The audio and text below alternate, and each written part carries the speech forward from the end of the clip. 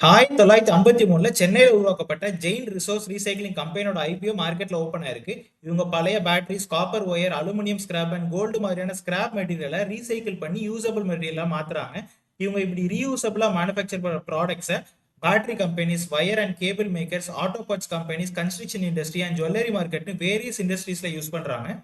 And இவங்களோட ரெவன்யூன்னு பார்த்தோம்னா 2023 3107 கோடி ரெவன்யூல இருந்து 2025 7162 கோடி ரெவன்யூ ஜெனரேட் பண்ற கம்பெனியா வளர்ந்துருக்காங்க. அண்ட் ஆல்சோ 2023 91 கோடி ப்ராஃபிட்ல இருந்து 2025 223 கோடி ப்ராஃபிட் ஜெனரேட் பண்ற கம்பெனியா வளர்ந்துருக்காங்க. ஸோ சூப்பரான ஃபைனான்சியல்ஸா கன்சிஸ்டன்டா மைண்டர் பண்றாங்க நம்ம புரிஞ்சுக்கலாம். அண்ட் உங்களுக்கு டோட்டலா 919 கோடி கடன் இருக்கு. ஸோ கொஞ்சம் அதிகமான கடன் இருக்கிற கம்பெனி தான்.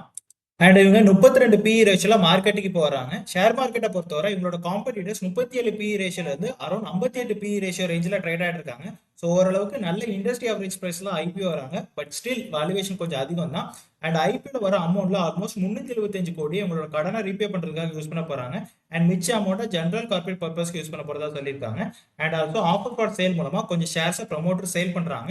ஸோ ஐபிஓக்கு அப்புறம் ப்ரமோட்டரோட ஹோல்டிங் 88% இருந்து அரௌண்ட் 73% குறைஞ்சிரும்.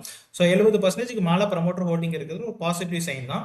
அண்ட் இந்த கம்பெனியோட பாசிட்டிவ்ஸ் பார்த்தோன்னா ஸ்ட்ராங்கான ஃபைனான்சியல் ஹிஸ்டரியை மெயின்டைன் பண்றாங்க. லெட், காப்பர், அலுமினியம், கோல்டுன்னு மல்டிபிள் மெட்டீரியலை கான்சன்ட்ரேட் பண்ற diversified product mix. And also 120 கண்ட்ரீஸ்ல இருந்து இவங்களுக்கு ரா மெட்டீரியல் வருது.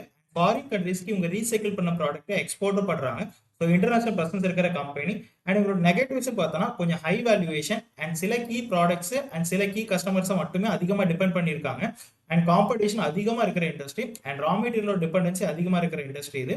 மற்றபடி எல்லாமே ஓகே தான். ஆல்மோஸ்ட் 21 ரூபாய் கிரே மார்க்கெட் ப்ரீமியம் இருக்கு. ஆல்மோஸ்ட் 9% ப்ரீமியம்ல ட்ரேட் ஆகுறாங்க. ஸோ ஷார்ட் டேர்ம் இன்வெஸ்டர் யோசிச்சு அப்ளை பண்ணுங்க. இல்லைனா ஸ்கிப் பண்றது ரொம்பவே நல்லது. பிகாஸ் கிரே மார்க்கெட் ப்ரீமியம் ரொம்பவே அப்ஸ் அண்ட் டவுன்ஸ்ல போயிட்டு இருக்கு. அண்ட் லாங் டேர்ம் இன்வெஸ்டர் பொறுத்த வரைக்கும் நீங்க ஒரு டிஃபரெண்ட் பிசினஸ்ல இன்வெஸ்ட் பண்ண பிளான் பண்றீங்க அப்படின்னா அந்த ஐபிஓல அப்ளை பண்ணலாம். பட் ரொம்ப சூப்பரான பிசினஸ்லாம் ஒன்றும் இல்லை. பிகாஸ் எலக்ட்ரிக் வெஹிக்கிளோட க்ரோத், பேட்டரியோட டிமாண்ட்லாம் அதிகமாகிட்டே இருக்கிறது. உங்களுக்கு என்னதான் பாசிட்டிவா இருந்தாலும் பட் ஸ்டில் இவங்க 80% ஆஃப் ஸ்கிராப் மெட்டீரியல் ஃபாரின் கண்ட்ரில இருந்தா இம்போர்ட் பண்றாங்க. அதுதான் இவங்களோட பிரச்சனையே.